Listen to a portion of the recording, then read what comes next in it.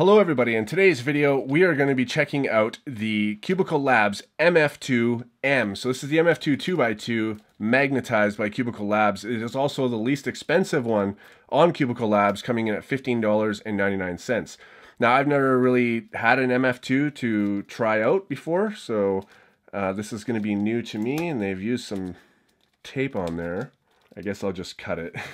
Hopefully I didn't cut the plastic. All right, so Cubicle Labs MF2M. Right away, first turns, it feels slow, but it feels stable, very soft as well. I can feel the magnets, but I think the friction of the cube and how slow it is right now, maybe the lube has to break in, but right away, it feels hard to turn. That is very common with a lot of Cubicle Labs stuff. All right. So it's a standard 50 millimeter cube, and it weighs 80 grams, which is actually heavier than the Little Magic M. So the 2x2 is actually heavier than this cube, but I find this one pretty light anyways. But so far, I like the feeling. Corner cutting is... yeah, it's great. It's not the best though, but at a budget 2x2 I wouldn't expect it to be, but 2x2 I usually resort to corner cutting a lot more than a 3x3 because I'm just like getting through layers, you know what I mean? So corner cutting I rely on more on a 2x2, so it is quite important to me. I would say if you were to give like the best 2x2 that's out a 10, this would probably be like a 7. Yeah, I'd probably say like a 7. It's got a really soft feeling to it. The only bumps I'm feeling is from the actual magnets themselves, that now that this thing is starting to get a little bit faster, it's not I don't know, I can feel the magnets more now that the lube is starting to break in. But yeah, it's so far a really nice feeling cube.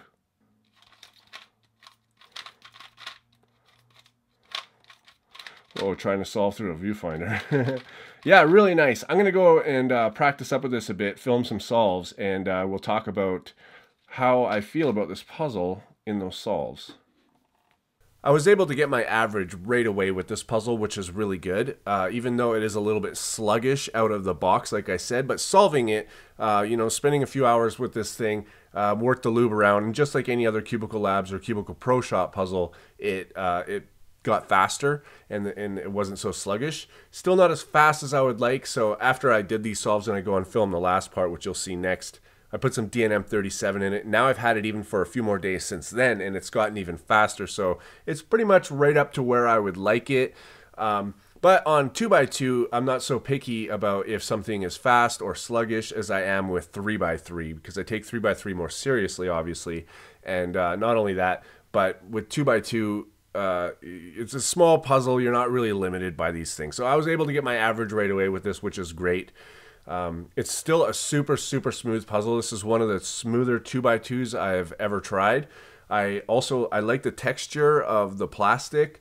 I'm not getting any corner twists with this thing. Nothing has popped or like locked up in any kind of way whatsoever. Overall, I'm really impressed with this 2x2, especially for the price point of this. Cubicle Labs have been coming out with some really nice stuff for that are less expensive than the more flagship puzzles, which is really nice. And this is a prime example of something like that. All right, everybody. So I've had this for a little while, and it's gotten a little bit faster, but it hasn't gotten fast enough for me. So I'm going to put some DNM in it right now. I was going to do this and then, you know, finish the review, but I want to do this live for a change and see if it changes anything. So let's go ahead and put a drop here. Maybe a drop on this axis.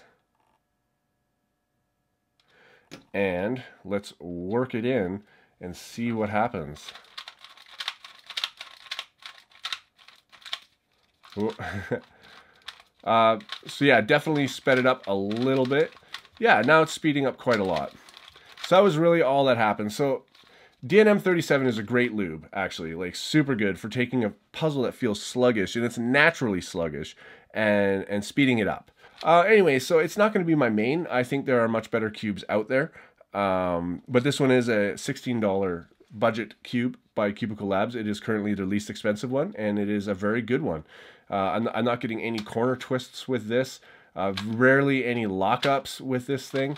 It's still very smooth, very quiet. Now that the lube is really worked in as well, even before I put the DNM 37, that bumpiness feeling kind of went away, and now I can feel the magnets. But I don't feel the magnets while I'm solving. I feel the magnets while I'm turning really slowly, and that's really all that I care about. They do their job by keeping the layers good and stable, but I don't feel them while I'm solving. And to me, that is a perfect amount.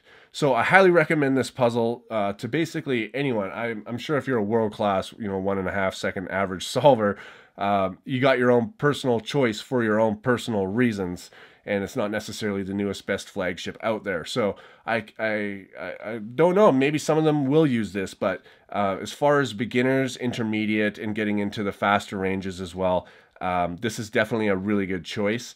I like other ones better. That's all. But this is $15.99 cubicle.us. Links at the top of the description, and you guys can get this cheaper than that if you use coupon code CrazyBadCuber for at checkout.